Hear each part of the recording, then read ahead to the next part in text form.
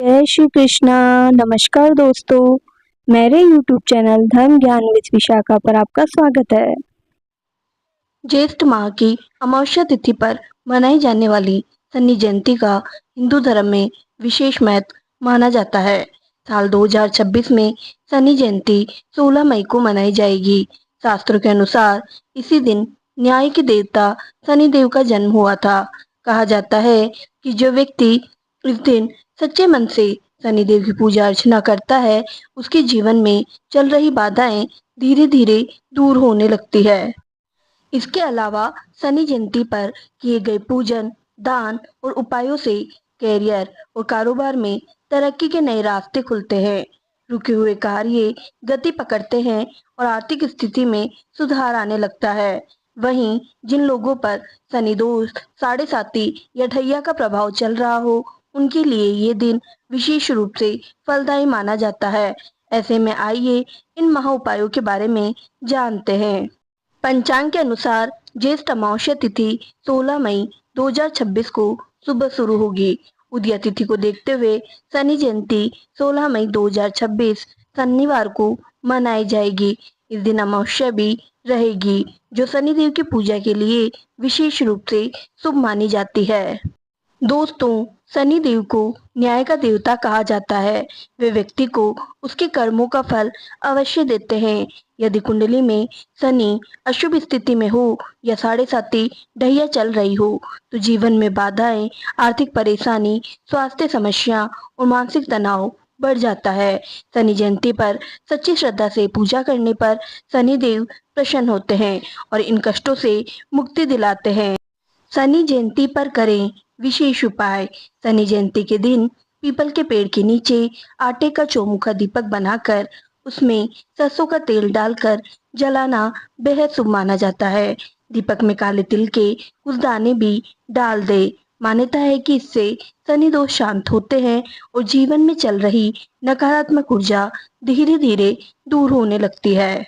Number 2, Shani जयंती पर एक कटोरी में सरसों का तेल ले। उसमें अपना चेहरा देखकर उस तेल को शनि मंदिर में दान कर दे।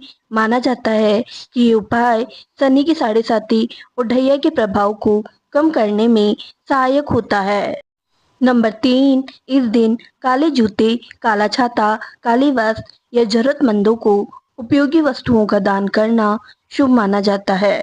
ज्योतिष मान्यताओं के अनुसार इससे शनिदेव प्रसन्न होते हैं और जीवन में आ रही सभी बाधाएं, आर्थिक परेशानियां कम होने लगती है। नंबर 4, शनि भगवान की सभी तरह के दिव्यांग, मजदूर, विधवा और गरीब लोगों पर कृपा रहती है। यदि आप इन लोगों की सेवा करते हैं तो शनिदेव प्रसन्न होंगे। खासकर यदि आप 10 अंधे लोगों को एक साथ भरपेट भोजन कराते हैं तो शनिदेव अत्यंत ही प्रसन्न होकर आपको साढ़े साती से मुक्त कर देंगे। आपके पाप कर्मों या प्रारब्ध का बंधन कट जाएगा। इस दिन किसी गरीब को काले तिल, काला छाता, चमड़े के जूते या लोहे का तवा दान करना अत्यंत शुभ माना जाता है। नंबर 5, समी का पौधा उत्तर पूर्व दिशा में लगाएं। इसकी जड़ में तांबे के लोटे से जल अर्पित करें। इससे करियर में बाधाएं दूर होती है और नई सफलता के योग बनते हैं। साढ़े साती ढैया से मुक्ति के लिए समी की जड़ में काले तिल और उड़द की दाल चढ़ाएं। ये उपाय शनि के कुप्रभाव को कम करता है और जीवन की परेशानियां घटाता है। नंबर 6, समी के पौधे के नीचे सरसों के तेल का दीपक जलाएं और पौधे को अर्घ्य दें। इसे धन संबंधी बाधाएं दूर होती है और आर्थिक स्थिति मजबूत होती है। इसके अलावा सामान्य शांति और सुरक्षा के लिए रोजाना समी के पौधे के पास ओम सम शनैश्चराय नमः मंत्र का जाप करें। इससे घर में शांति बनी रहती है और नकारात्मक ऊर्जा दूर होती है। नंबर 7, यदि शनि की साढ़े साती की वजह से घर में लगातार आर्थिक संकट, क्लेश या बाधाएं बनी रहती है, तो शनि जयंती की रात को घर के मुख्य द्वार पर चौमुखी दीपक जलाएं।